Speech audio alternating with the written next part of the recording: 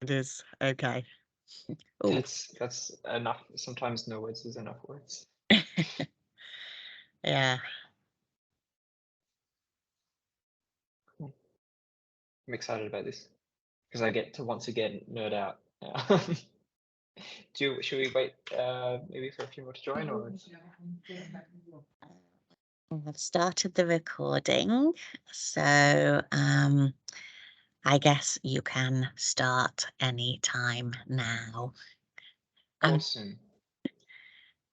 uh, This will run not as long as the last one, and there'll be plenty of time for questions, so that'll be more than fine. Again, sure. I will try to keep an eye on the chat. I've got the chat window on this screen if you see me looking over. But yeah, and just call out if you have anything immediate, but we'll have a look at each one.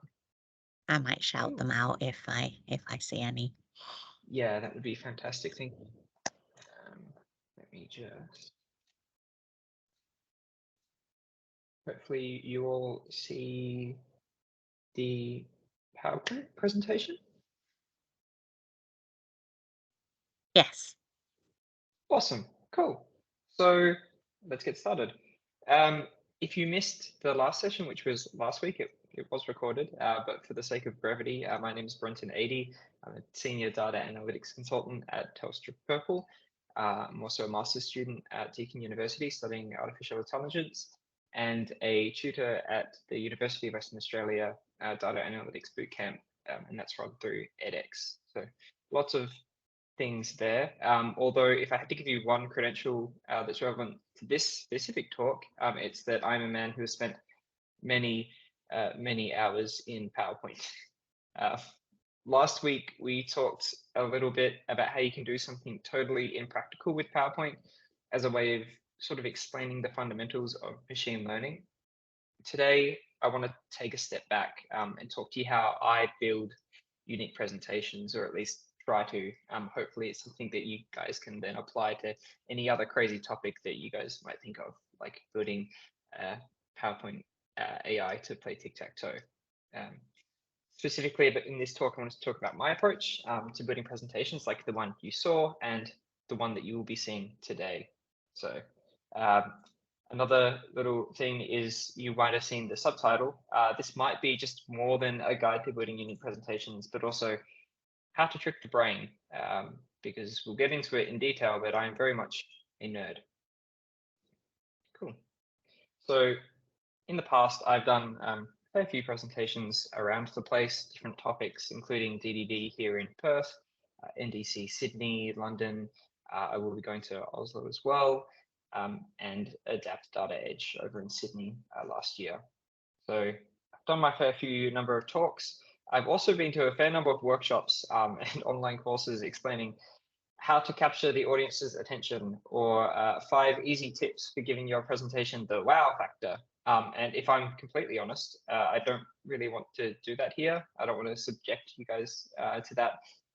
Again, if you've seen those before, deep down, I am a science man at heart. So a lot of what I like to do is backed by research from previous examples. I think it was Einstein who said, on the shoulders of giants, you get to see far, or et cetera, et cetera.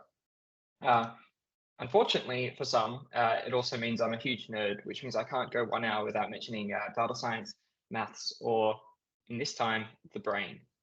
My hope is that one day, today, you'll come away with useful tools, but also a greater understanding of why they're used, rather than just some long philosophical rhetoric about how to create presentations or create talks. It's going to be a very anecdotal session. I'm going to talk to you about the brain from my experience as a student, why I think it's important, and how I apply it when I'm building my presentations. So the first question maybe some of you might ask is, why the brain? For me, I might be biased. I think it's the most important organ in the all of the human body. My studies not only focused on mathematics, like we talked about last week, but also psychological science. Specifically, I focused on visual perception, which is that weird part in between light entering our eyes through the lens and us experiencing visual phenomenon, or us seeing in a very broad way. And I think it's an incredible thing because it's something that's seems so simple, but we take for granted often. The brain is responsible for almost every thought, perception, and behavior that we experience or exhibit, ignoring the rest of the nervous system as well.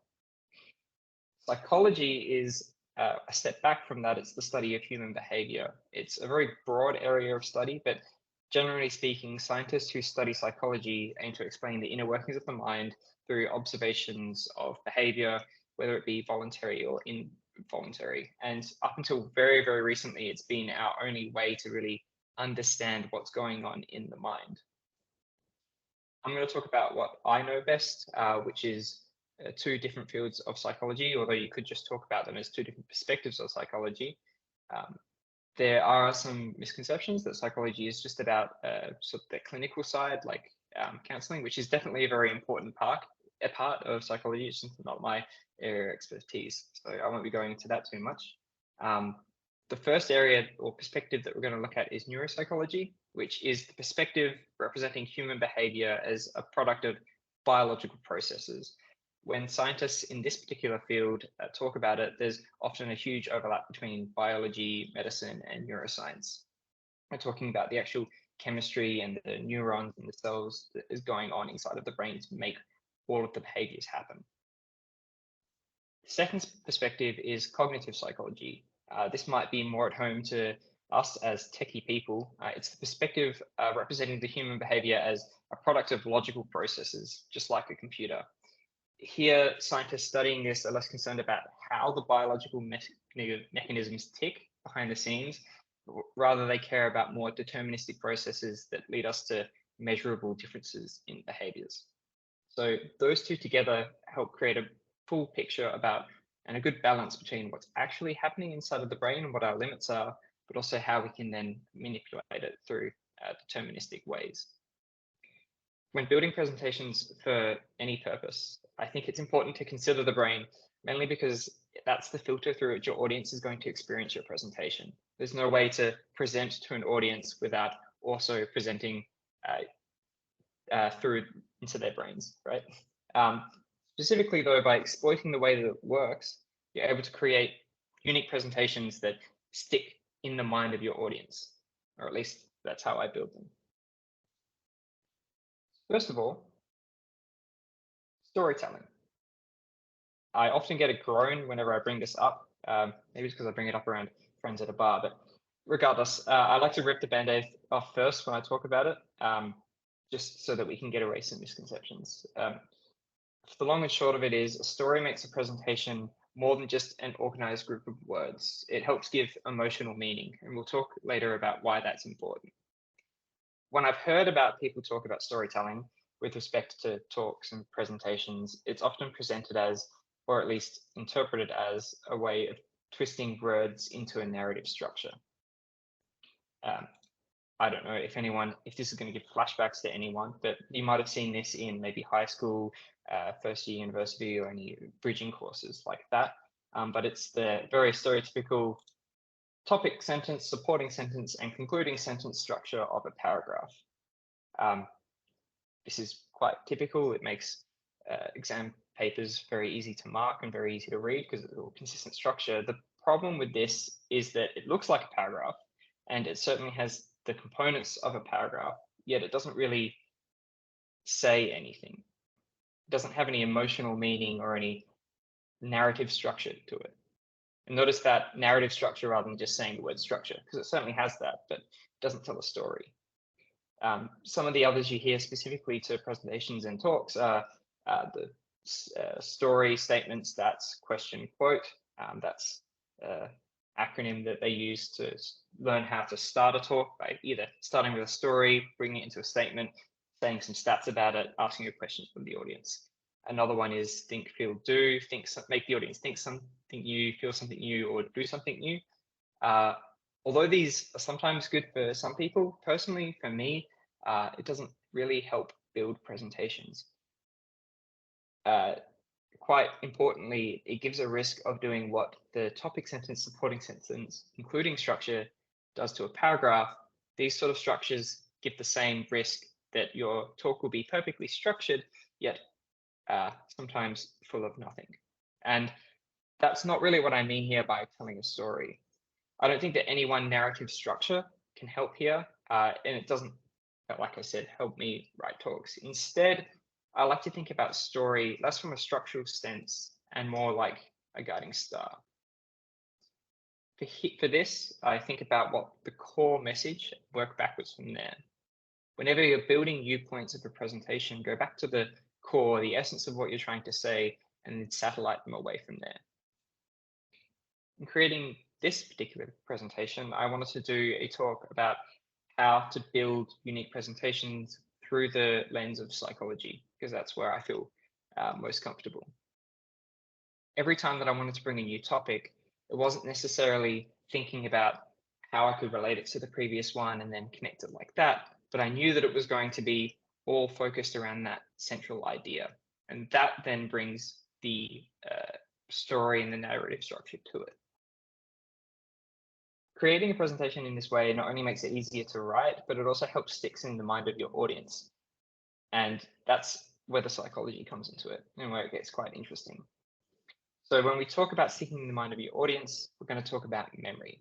And when we talk about memory, there's two different broad types, but we might be mostly thinking about what we would call explicit memory. And that's the memory that we actively recall or that we try to remember. That's split into two major classes, semantic and episodic. Roughly speaking, semantic memory is the memory that's helping you deal with concepts. If you hold up a red round object in the fruit section of a supermarket, your brain can recall it to be an apple through semantic memory. Episodic memory, on the other hand, deals with experiences. These are events that are stored in spatio-temporal order.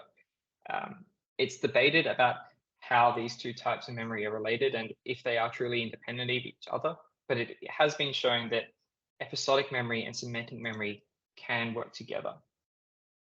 There have been studies that show that episodic memory can help recall memories that involve space or time, or that are explicitly tied to a sequence of events. The difference here is that semantic memory just deals with facts on its own, think about like flashcards. Whereas episodic memory, the key difference is that these facts are tied to events in time, in that sequence of orders. By tying semantic facts to a narrative of events, it opens up more opportunity for recall in your audience. Rather than just some stream of facts all disconnected from each other, when you connect them in a temporal sequence, you help get the support of the episodic memory when your audience tries to recall it. On the neurological side, episodic memory is stored in where we call mostly the hippocampus, whereas semantic memory and the recall of semantic memory largely involves the frontal cortexes and sometimes the temporal cortexes. What this means is some of you might have heard the frontal cortex and the prefrontal cortex is the part of the brain that deals with logical reasoning, but it is a lot slower. You have to put conscious effort to use the frontal cortex, which means when you're trying to recall semantic memory, these processes are often a lot slower. Episodic memory, on the other hand, is quite a bit faster because it deals with a more primitive part of the brain. The episodic memories also relate to areas in the brain that deal with emotion and like feeling, which is the limbic system, particularly if you've heard the hippocampus, as I mentioned before, but also the amygdala. This mechanism in the brain means that episodic memories that are tied to emotions are also easier to recall and remember. Semantic memory isn't as easy to tie to emotions as episodic memory is. So if we can utilize the emotion of a story, emotion of a narrative, then it then becomes easier for the audience to recall because of that mechanism that means episodic memories are tied close to emotion. Aside from that, there's another thing that you have to consider when creating your story, or that I like to consider when I'm creating my story for my presentations. And that's the importance of being an outlier. There have been studies that show audiences' capacity to remember visual information or language information in long-term memory depends more on the conceptual structure rather than the perceptual distinctiveness. which sounds kind of fancy. What does it mean? It means that looking different is sometimes not enough. So the more that you hold in your brain, the lower the performance of memory. You can't keep everything in your memory at once and then immediately encode it into long-term memory, just like saving it to a hard drive. This is called, in cognitive psychology terms, semantic categorical interference. You have a lot of things in your brain all at once, and then you try to remember it into the long-term memory. Your brain starts to just destroy lots of bits of information. Things related to unique concepts, which is that conceptual difference, produce less of this interference. So it increases the ability to encode them into long-term memory. We're talking less about something that looks different so that you immediately recognize it, but more things that the audience understands to be different are a lot easier than to be stored in long-term and long-term memory. So when building a story, this is just a long, complicated way of me saying, try to think of a hook, but in a more scientific sense, you want to create something that has a different conceptual structure than anything else that you might see. And this works internally for the story as well. For each of your individual points, try and map them out and make sure that you can explain them in a very conceptually different way. And if you can't use words to describe them conceptually, then later we'll talk about how you can actually try and use some visual elements to help conceptually separate them as well. The last point I wanted to talk about for building your story is that, yes, the most important thing is that you have one. But back to just trying to apply some overarching structure or some pre-built structure, the second most important thing is to tell it in your voice. Because it's the option that locks in the memory, not the logical structure. The logical structure does have some part to play in the semantic memory, but it's the emotional and the way that you convey the words that actually locks it into the episodic memory, which is a lot easier for an audience to recall. Do we have any questions? No. Cool. Next part. And this is the part that everybody likes because it involves pretty pictures.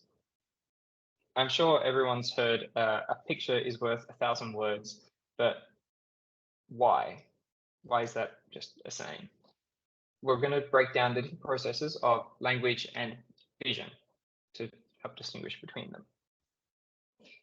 There are 3 broad steps to understanding language, and that includes written and auditory language. The first is the local phrase structure.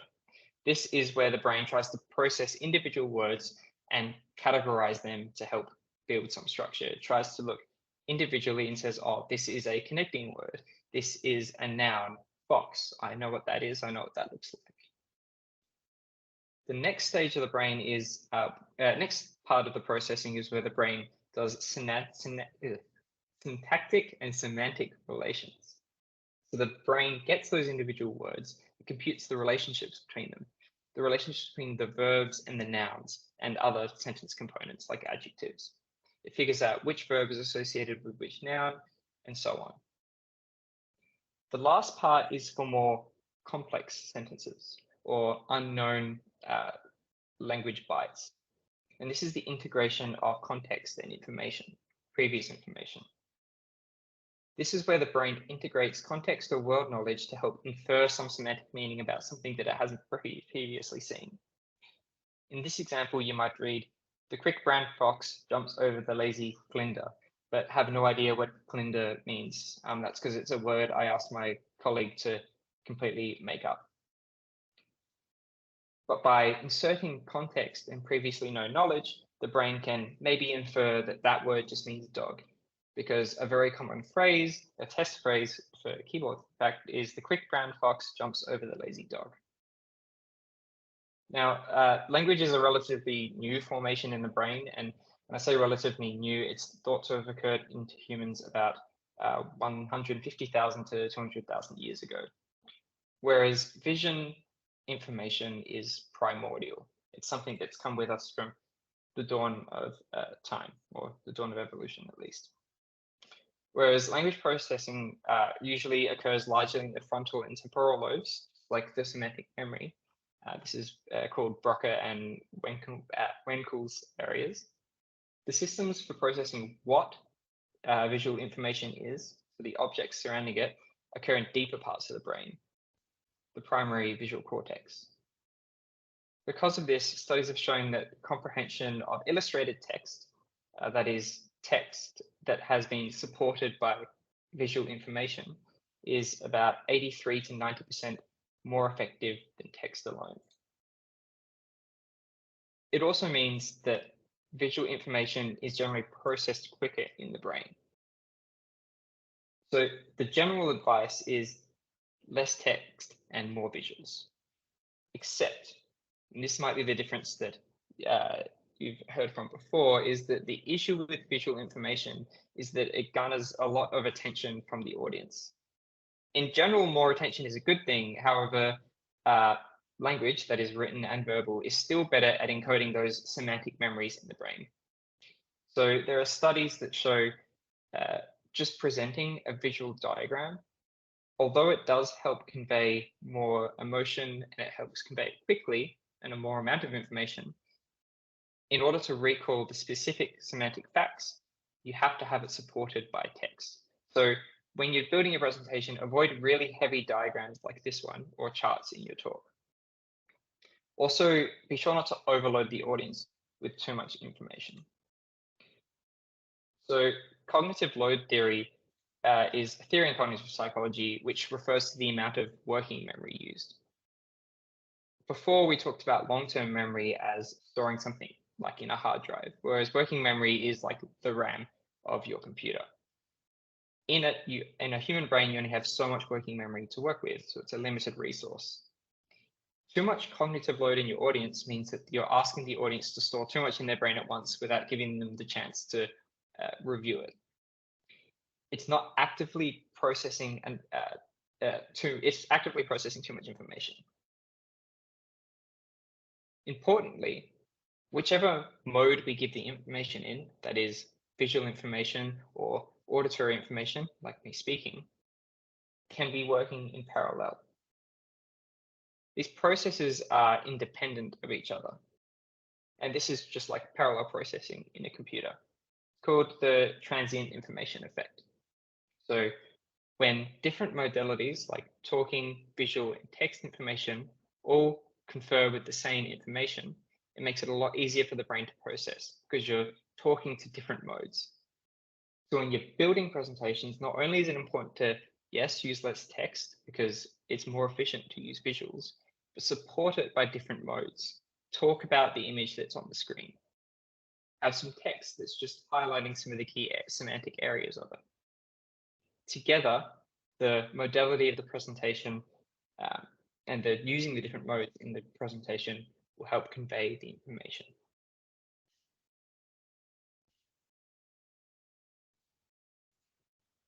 Next, another one of my favorites is color in presentations. So this is a really important aspect of presentation, which I feel sometimes is quite severely misused.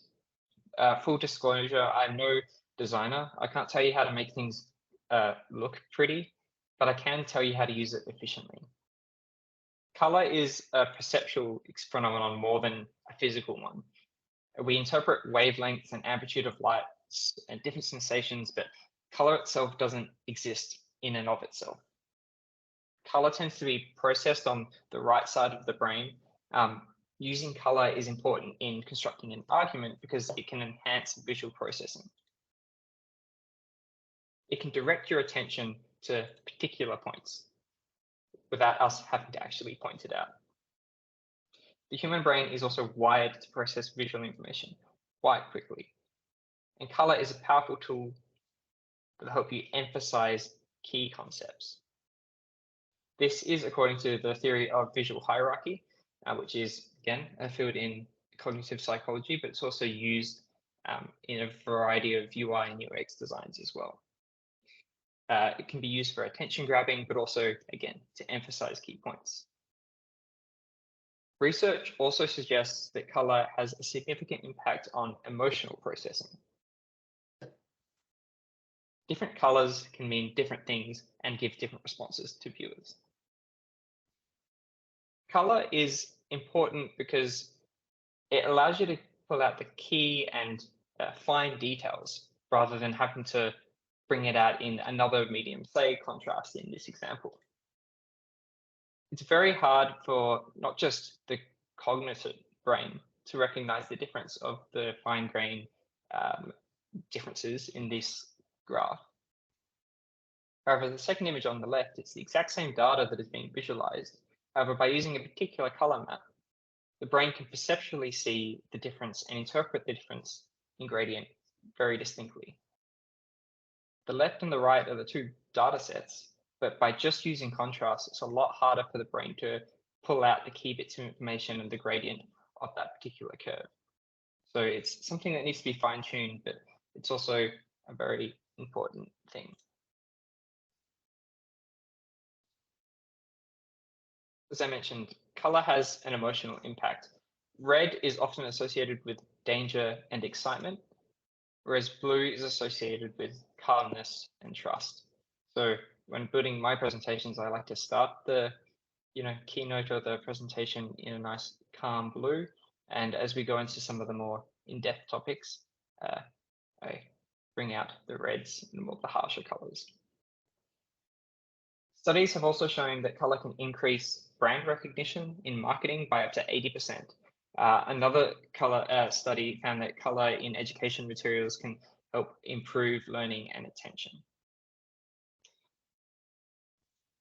In my PowerPoint, my recommendation is to use color sparingly, but it's a powerful tool that you can overuse.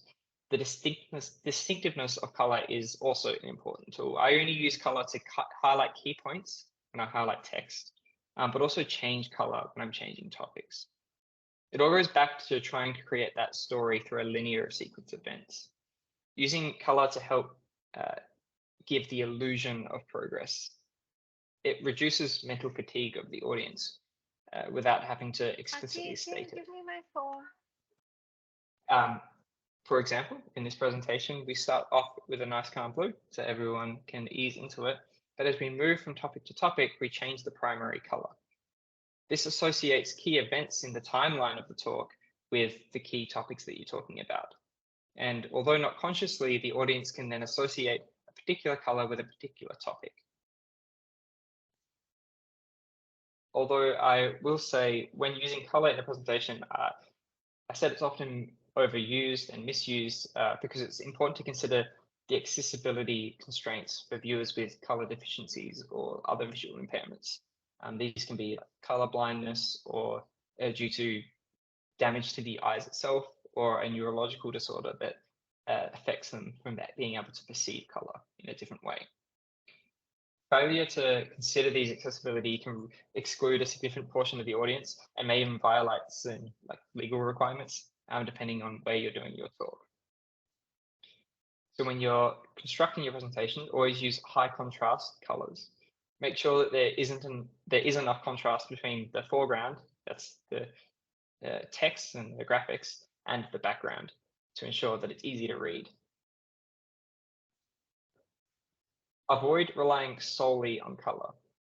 Don't use color as the only means of conveying important information, as it may not be literally visible to some users. Often we can avoid this in talks because we have the ability, again, to do multimodal presentations. Whenever you have something highlighted on the screen, it's important to also call it out in your talk. It's not enough to just leave it on the slides as highlighted and think that the audience will pick it up.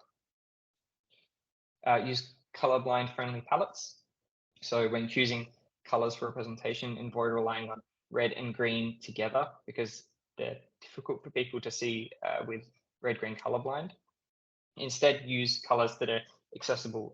These are available on a whole bunch of different websites. I can link some after the presentation if anyone's interested. Some of the examples are blue, yellow, purple, green, or black and white. The last one is test your presentation before presenting any material. I can't stress this enough. Please test the presentation. when I did NDC Sydney, I had to make some very last minute changes to my slides because I didn't foresee that the projector in that particular room was going to have a really low contrast setting. So you couldn't see half of the visuals that I was using, just because the contrast wasn't quite high enough. Secondly, when I've done presentations before, if you're able to, I tested with my parents who I get laugh at them because they're old, on a TV at home where they were very far away. Not only does this help see if you need to increase the text size at all, because when you're creating on your computer screen, it's obviously quite close, but it also allows you to test for these different contrasts, because you can change the contrast settings and the color settings on your TV to maybe mimic different projectors or different screens that you're going to be talking about.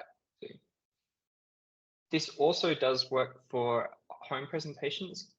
You always want to test them because you can never be exactly sure that the person that you're presenting to is indeed looking at the same screen as you are.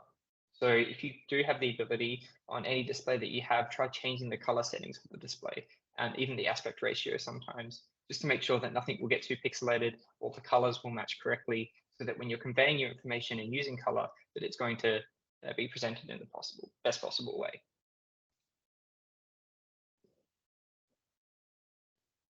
Animation. This is the one that probably makes everyone excited when they look at some of the slides that I do. Like mixing a mix of visual, audio, and text in your presentation for increased parallel processing of information to the brain, you can also utilize movement. This is the modern age. Animation and movement in presentation is one of my favorite ways to enhance presentations, but too much of it can be sometimes seen as tacky. Enough of it, though, can really make your presentation stand out. It's widely believed that primitive vision comprises of multiple visual areas. These are like different hierarchical pathways that specialize in registering information about particular aspects of whatever you're seeing. This is called the multiple pathway model of vision perception. I've talked about color a little bit, but motion also has its own unique pathway in the brain. When we look at an object, we might first consider, what is the object I'm looking at? That includes things like the shape, the color of it, the contrast, things like that. And that goes down the lower part of the brain. However, interestingly, how something is moving, or where it is and where it's going, goes completely the other way. It goes up to the top, right where the motor sensory part of the brain is. This means that in the same way you can use multimodal for that parallel processing, you can also use motion because it is distinct enough from your normal visual perception in the brain, at least. I will caution, though, is that previous studies have sometimes failed to find benefits of animation for conveying complex processes. That is, dynamic displays didn't really show any benefit in explaining really complex details. So I would caution against trying to use motion to convey any important information, much like you would highlight something in color or make something bigger. What I use movement for is to imply time. So animation can be used as that extra dimension to help give you a temporal sequence of events. Way back to when I was talking about building a story, we want to try and elicit some episodic memories. We want to be able to tie key semantic facts to events in a timeline. We can use motion because it's very much considered motion implies movement of time. So rather than looking at static pieces of images, if you can introduce some sort of animations or some sort of movement into your slides, it becomes this illusion, at least to the audience, that it's one sequence of events. It becomes a lot easier to tie episodic memories to something that's moving rather than something that's just completely stationary. Maybe I would like Yeah, I think we've got some time. I will go through maybe just some quick examples about how I do this animation. I will, full disclosure, be just using PowerPoint, but for those of you who your slide making tool of choice is like Keynote or Google Slides, OpenOffice, then I hope you'll see what you're missing. But you'll be able to apply these very much in the same way in those slides as well. So, sorry. There we go. Cool. So for those of us using PowerPoint, the thing that is the most easiest way to sort of induce some sort of motion is my favorite feature of PowerPoint called the morph transition. Keynote has something similar as well, so don't you worry. But effectively, it means that without having to, this is really going behind the curtain, without having to map any particular shape into those animation paths, you can simply click the morph transition and it will move those individually. For example, if I just click none for this,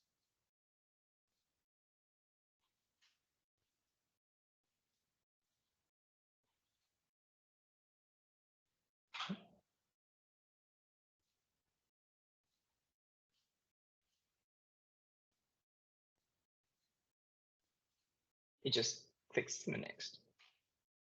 Whereas with the morph transition, Brenton, sorry. What transition do you use there? Because I can see just, it. Yeah.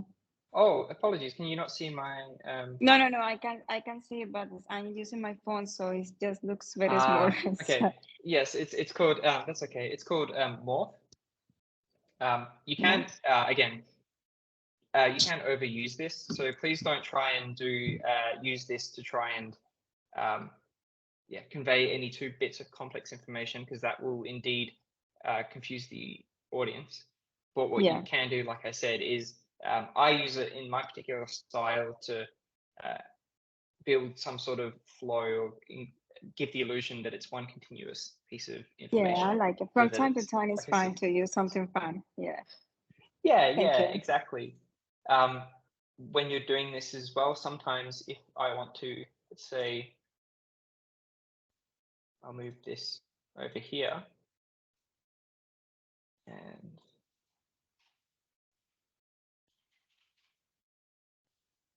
another key thing for those using PowerPoint is the stock images in Microsoft Suite. They're all open source, so you can use them, and they're SVGs, so you can scale them up as much as possible. Just a really easy way to get particular bits of information or visuals. When I do this, I'll go from here.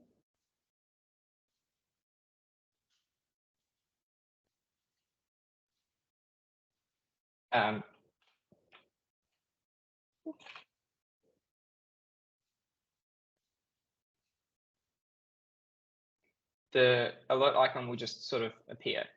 So if you're trying to build some sort of story, or particularly if you've got images appearing on the next slide and that looks a bit ugly, you can always just go animations and insert some sort of appear animation to enter. And then when you do the transition, the icon, the images, the text, they won't appear during the transition, which is just like a little nitpicky thing, but it's something that I like to use. The only other time besides giving that flow that I like to use animations or movement is when I'm talking about something that is explicitly about a timeline or moving in time. So when I talk about a story moving forward, I'll often just have motion moving forward. Or when I'm talking about a sequence of tic-tac-toe moves which occur in time, it's often useful to do that just to illustrate it. Some other key points when you're doing stuff like this is never be afraid to have far too many slides. Your audience, besides in this example, will never see how many slides you actually have. You can spend 3 seconds on a slide, or you can spend 30 seconds on a slide, as long as the information that you're displaying on the screen is in tune with what you're talking about. Because again, in order to have that multimodal parallel processing, it's important that all the information is has that sort of transient commonality or the same properties that you're talking about.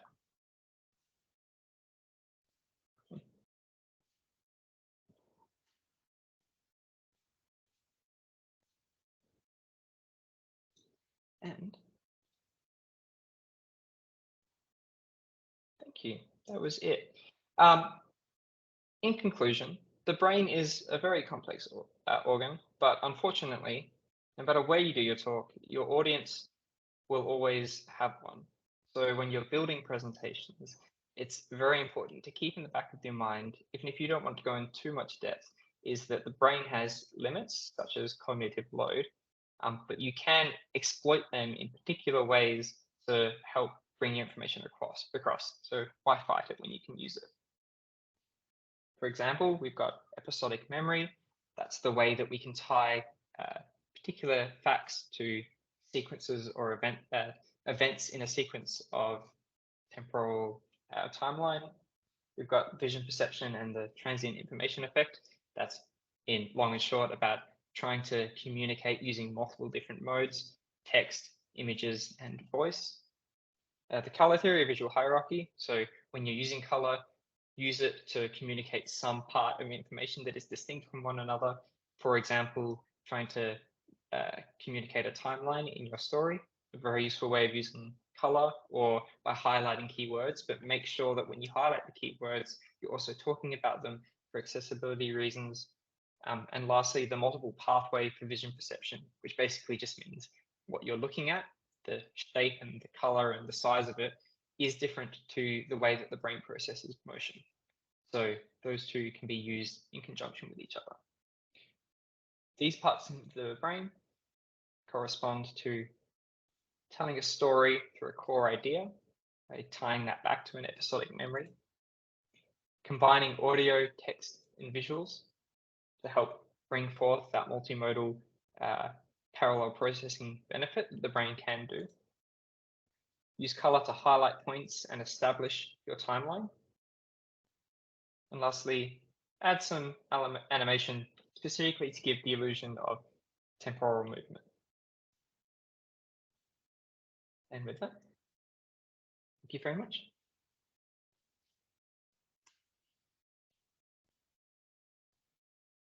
That was so good, Brenton. Does anyone have any questions that they haven't already raised? I know you're all very shy, but Yolanda, go ahead. Yes, Brenton, beautiful presentation. Thank you so much.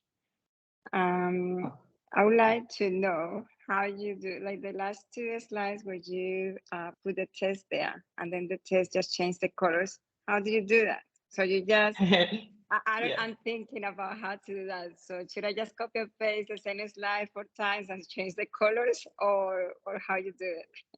Yeah, so for this particular example, what I do is I'll go to this one, that'd be the best way. So I've got my text here, they're all in just different text boxes. And you can highlight the text. Again, this is for PowerPoint, but I know Keynote has something similar. I'm not sure about Google Slides or others. No, I use PowerPoint. I use this. So you go to animations. Yeah, animations, and then the middle portion here is what we call emphasis animations. So these are things that occur not when the object enters or when the object leaves, but just when it's already appearing. The reason why I say that is because if you give an enter animation to a particular object, then it will start off the screen, which in this example we don't necessarily want because we want it all to be just displayed. And its color pulse is the animation. Color pulse. Color pulse. Yeah. And you change the color of the text. Yes, exactly. Okay. Okay, that's good. Change the color there. PowerPoint has so many things that we don't explore. Yeah, and again, it's important that you use them sparingly, but use them in those. I like to use them in those specific ways. So, like the color pulse is just trying to tie back, again, tying it to the story. Hopefully, that then segregates parts of information. It's not so much of a problem when in this talk, for example. 40-45 minutes long, but when you're doing an hour and a half presentation, or God forbid, Yeah. like a 4-hour-long workshop, which I have to do for clients sometimes, just separating out information helps stop fatigue in the brain, because they're looking at something visually different. Amazing. Brenton and Michelle, is there any option for us to use any of these like presentations as a template? No, no chance. Michelle's, I like Michelle's face. No. If you like, so yeah, I can maybe, if it's okay with you, Michelle, I can maybe spend a couple of days creating like a pack of just a PowerPoint pack of things that have transition. And I'm the only reason I'm cautious is because this sort of style of presentation, specifically with like, you know, the moving dots and everything, is like, I don't know if you can call it a brand, but I can create some collateral that has just like some template of some transitions that I enjoy and stuff like that. If that's okay with you, Michelle, if I can send that out in a few days, maybe a week. If you have time to do it, Brenton, then absolutely we appreciate it, and we would treasure those forever. Okay, yes, awesome. yes, Brenton. Yes. Yeah, that's cool. That would be yeah, amazing. because I want people to. I mean, I am a PowerPoint nerd, but I do like dynamic presentations. The reason I'm asking is because in my team, I'm the one who is into PowerPoint. Like, it's the one that I want to always to try to do something different. But when I saw this, I love it so much, and it's good. It's good that I actually participated today, because it's different brain. As you say, this is about our brains and how it works, and I really like it. So yeah, cool. yeah, I will.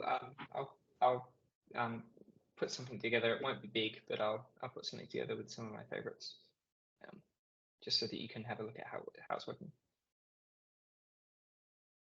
Awesome. Thank you. This was really wonderful, Brenton. I don't think we will ever get sick of watching you teach us stuff.